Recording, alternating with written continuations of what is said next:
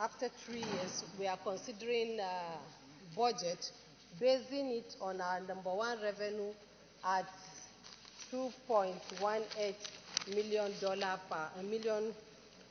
barrels per day, as against 2.3 million barrels per day. I believe this is achievable and very, very commendable. Mr. President, revenue generation is critical in this 2020 budget, but the revenue estimates appear to be very, very optimistic, and to me it will pose a serious challenge, as the actual revenue trend does not support this, the forecast I'm seeing here, because the aggregate component revenue analysis reveals that average performance of revenue is 56% in 2018 and 50% in 2019. And with what, if you come to page 8, item number 31, the sum of 8.1 trillion is estimated for the federal government revenue in 2020, and oil revenue 2.6.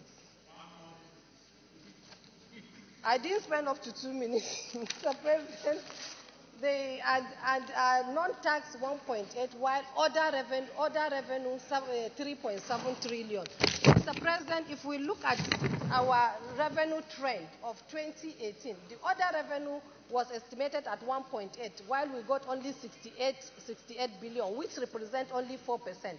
And in 2019, we budgeted to January to June, it was estimated at 619, and we got only 0 naira, which represents 0%. And we are estimating 3.7 trillion on the same other revenue, which I believe is not really very realistic, Mr. President. And if you look at the debt services that we are paying, in 2018 we paid 1.7 trillion, as against the revenue generation. If you are looking at from oil source, 2.3, that is 94% of the oil revenue goes into the debt services. And in 2019, we have paid a debt, January to June, so far we have paid a debt services of 1.1 trillion as against 900 billion.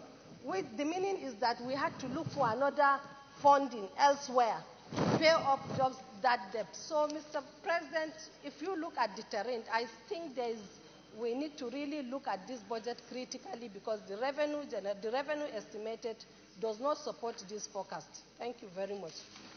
Thank you, Senator.